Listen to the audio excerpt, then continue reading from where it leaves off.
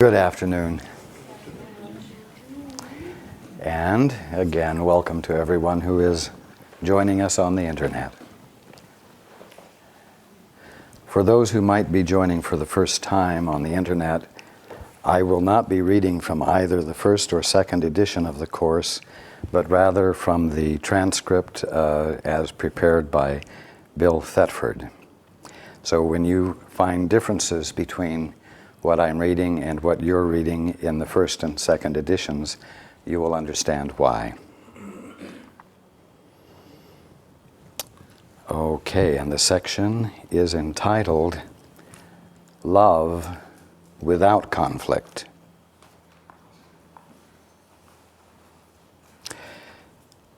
You have never understood what the kingdom of heaven is within you means. The reason you have not understood it is because it is not understandable to the ego, which interprets it as if something outside is inside, and this does not mean anything. The word within is unnecessary. The kingdom of heaven is you. And I'm going to repeat that. The kingdom of heaven is you. What else but you did the Creator create? And what else but you is His kingdom? This is the whole message of the atonement, a message which, in its totality, transcends the sum of its parts. Christmas is not a time, it is a state of mind. And I'm going to add, just as being is. Continuing, the Christ mind wills from the soul, not from the ego. And the Christ mind is yours. This pretty well summarizes what we talked about last week and what we've been talking about for some weeks now. And that is that the mind that you are using to give definitions to everything is the Christ mind. And the mind that you are using to believe the definitions you are giving to everything, instead of the full capital M meaning that God is expressing in everything, is the Christ mind. It's the only mind there is. And you either allow it to be the absolute fullness and totality of you, or you imaginatively use it as though it's a tool with which you can be creative like the Father, while ignoring the Father completely.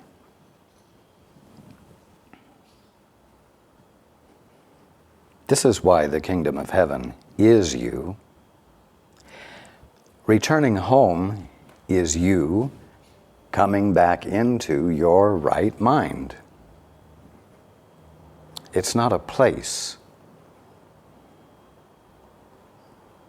It's you returning to sanity. Continuing. You too have a kingdom which your soul created. It, meaning your soul, has not ceased to create because your ego has set you on the road of perception or definitions. Your soul's creations are no more fatherless than you are. Your ego and your soul will never be co-creators, but your soul and your Creator will always be. Be confident that your creations are as safe as you are. And I'm going to remind you again that the way in which you, fully awakened, are co-creators with God lies in the fact that when you are not presenting any suggestion of independent authorship, you, in so many words, sit on God's shoulder, while God bees the movement of creation. And you are the observing of the movement of creation. In other words, you are allowing your mind to have nothing present in it but the mind of God that is the movement of creation,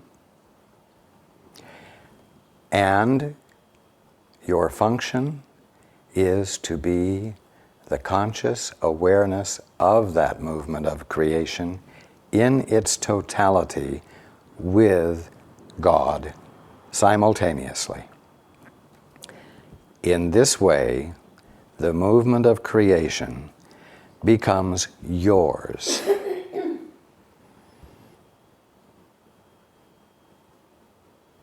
Not as a separate creator, but as nothing less and nothing more than the conscious, the full conscious experience of all of the meaning of the movement of creation.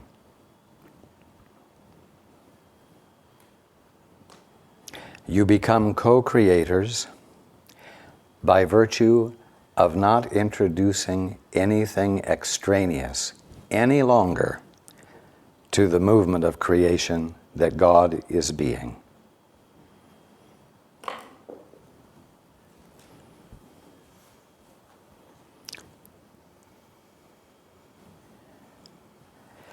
When it says be confident that your creations are as safe as you are, it means that what has truly been being, what has truly been created, all the time you have been dallying with the ego, and you apparently have missed it because of your preoccupation with what you have made up, all of that will become available to you once again as eternal and as ever available to you as your conscious experience.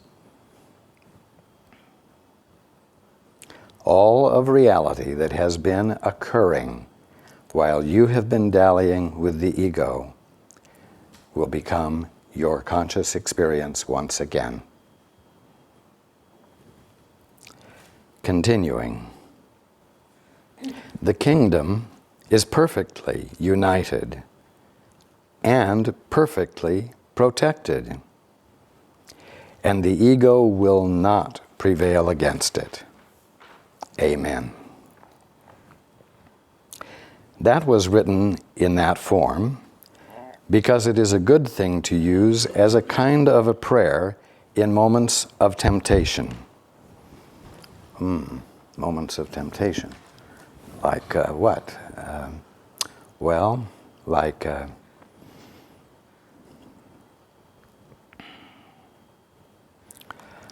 I've got a headache, or the suggestion is whispered in your ear by the ego that says, ooh, your financial picture is pretty tight, and you know you have some demands coming up, and you're not going to be able to meet them, and therefore it's appropriate for you to indulge in fear. Those are moments of temptation to become further distracted and further preoccupied with a consciousness of existence that has nothing to do with God and with your birthright of wholeness. When that happens, it is helpful to remind yourself, quote, "The kingdom is perfectly united and perfectly protected." In other words, it isn't being altered by my momentary perception of lack and the fear that it's generating. My wholeness is still whole and untouched, and the ego will not prevail against it. Now, the ego is not going to not prevail against it because you're making this declaration. The ego is not going to prevail against it because reality is unalterable and the ego is purely imaginary and therefore has no capacity to accomplish a thing. Continuing, regarding the prayer, it is a declaration of independence. Dangerous words, declaration of independence, because your ego state of mind is itself a declaration of independence from God. So this has to be referring to your birthright of independence from being the puppet of an imaginary presence that you call the ego.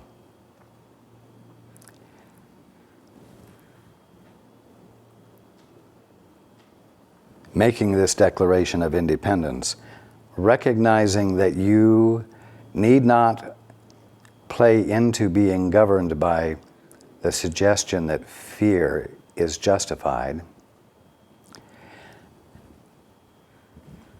is not enough. The Declaration of Independence says, in so many words, there is another way to look at this. But that acknowledgement is not all that's necessary.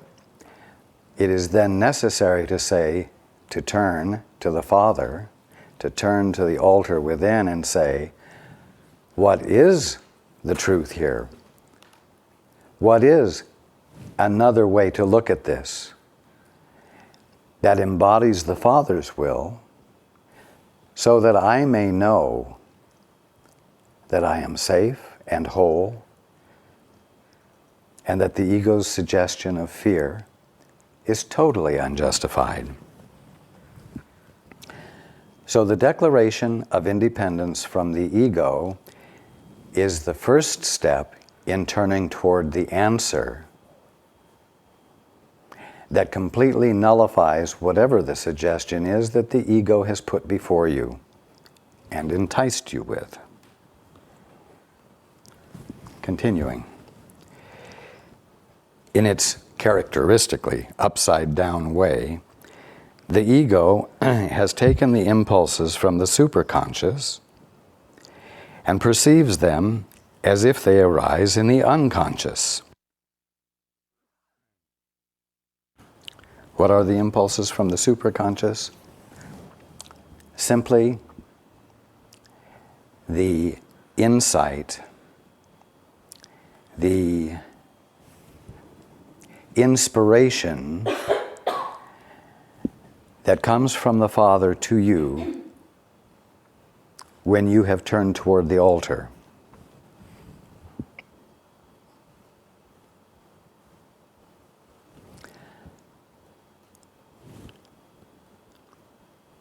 So, in its characteristically upside-down way, the ego has taken the impulses from the superconscious and perceives them as if they arise in the unconscious.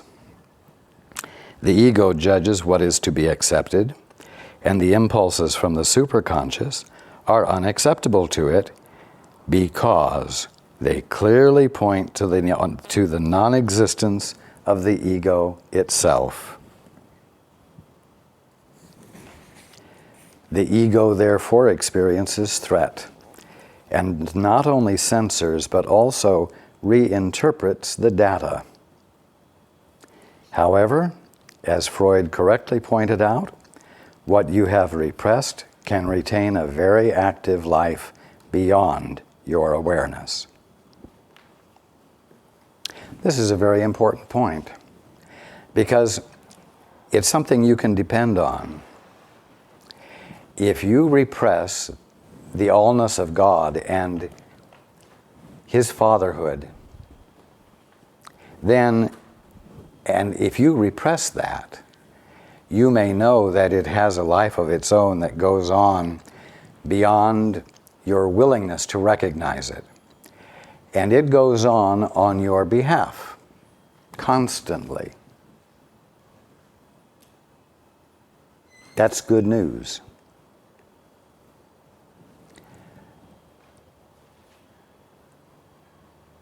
Continuing. Repression thus operates to conceal not only the baser impulses, but also the most lofty ones from awareness, because both are threatening to the ego, and being concerned primarily with its own preservation in the face of threat, the ego perceives them as the same. The threat value of the lofty is actually much greater to the ego because the pull of God Himself can hardly be equated with the pull of human appetites. By perceiving them as the same, the ego attempts to save itself from being swept away, as it would surely be in the presence of knowledge, or capital K knowing. The upper level of the unconscious thus contains the call of God as well as the call of the body. That is why the basic conflict between love and fear is unconscious. The ego cannot tolerate either and represses both by resorting to inhibition. Society depends on inhibiting the latter, meaning fear. But salvation depends on disinhibiting the former, meaning love. The reason you need my help is because you have repressed your own guide and therefore need guidance. My role is to separate the true from the false in your unconscious so it can break through the barriers the ego has set up and shine into your minds. Against our united strength, the ego cannot prevail. Again, this is so very important. And it's the reason that I'm reading from the transcript. Because in the transcript, it makes it clear that my communion with Helen and Bill was the point, not the message. The message is important, but it is our joining, it is our communion, it is our mutual working together that promotes the actual shift in consciousness that each of you needs to undergo. And I am constantly reminding you in these gatherings that I am available to each one of you directly, just as your guides are, and that we are there for the purpose of joining, for the purpose of communion, because it's in that ending of isolation that the shift back into your sanity is facilitated. It is the means of coming home.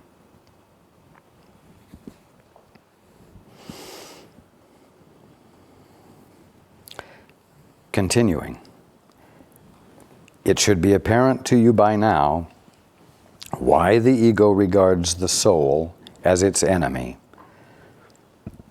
The ego arose from the separation, and its continued existence depends on your continuing belief in the separation. You see? Having reduced the soul impulses to the unconscious, the ego has to offer you some sort of reward for maintaining this belief, this mindset, this definition. All it can offer is a sense of temporary existence, which begins with its own beginning and ends with its own ending. It tells you this life is your existence because it is its own. And remember last week we were talking about the three questions you have. Who am I? What am I? And why am I here? You have those questions because the ego's existence is temporary. It's not real, but it's claiming to be. And because it itself is a denial of God, it is a denial of that which gives real identity to you. And so your sense of yourself is temporary. Identityless, without any conscious experience of what your true, real, meaningful function is.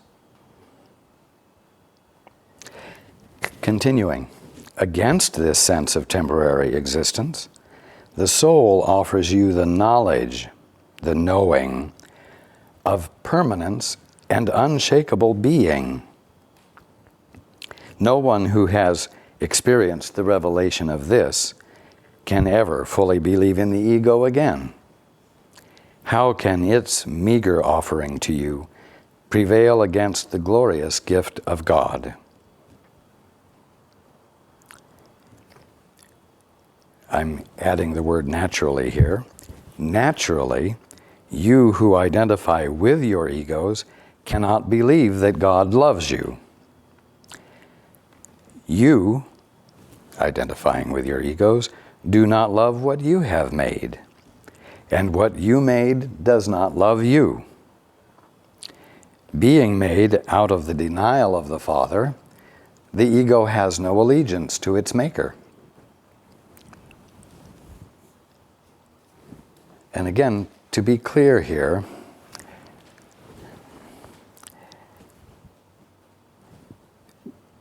being made out of the denial of the Father, the Christ that you are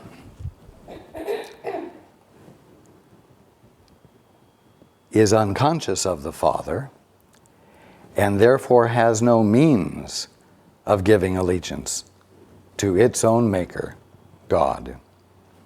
You must remember that the ego isn't a thing in itself. It's a Christ choosing to give new definitions to everything, believing the definitions, and in the process losing the full conscious awareness of its Christhood because it's preferring the definition of itself that it has created for itself.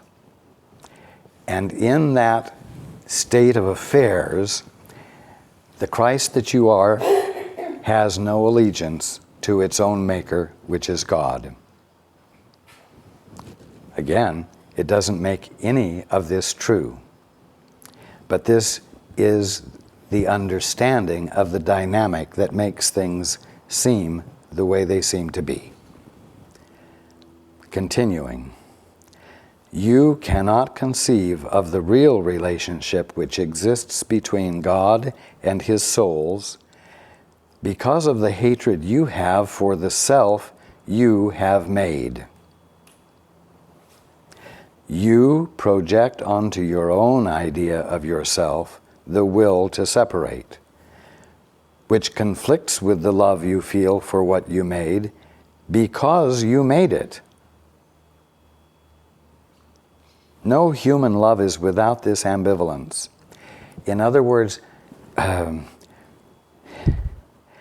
No love that you have for anything you made, separate from God, is without this ambivalence. And since no ego has experienced love without ambivalence, the concept is beyond its understanding.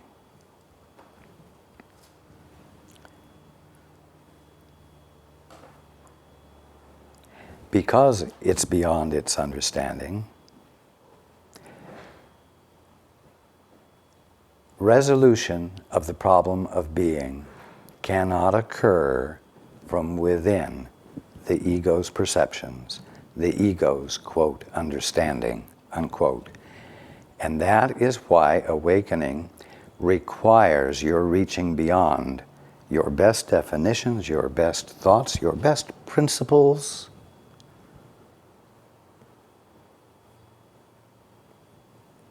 to know what the truth is that you didn't create. Continuing, love will enter immediately into any mind which truly wants it, but it must want it truly. This means that it wants it without ambivalence. And this kind of wanting is wholly without the ego's drive to get. There is a kind of experience which is so different from anything the ego can offer that you will never recover. The word recover is used quite literally here. You will never be able to cover or hide again.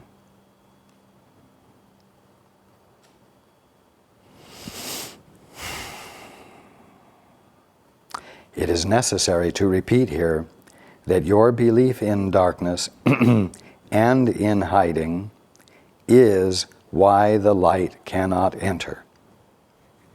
Remember that your beliefs are powerful for you because they are definitions you have created, which you have invested confidence, trust, and commitment in. And where you give your commitment is what you will have.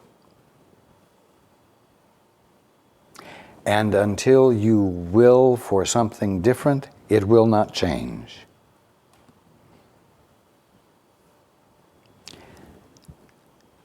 At the bottom line, beliefs are houses built upon sand, houses built out of straw. Beliefs are insubstantial and structurally unsound. Beliefs are imaginary.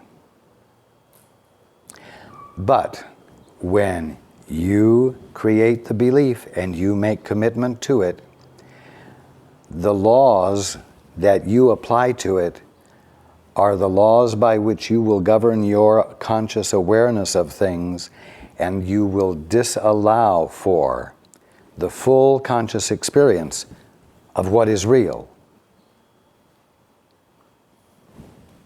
And so for you, you will be in a limited experience even though the fullness of the kingdom of heaven is going on without interruption and without alteration.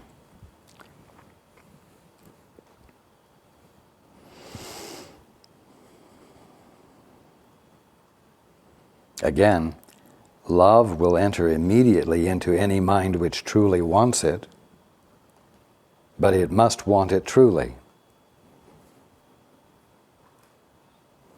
And the experience of it is so different from anything the ego can offer that you will never recover, never be able to cover or hide again. Continuing, the Bible gives many references to the immeasurable gifts which are for you, but for which you must ask.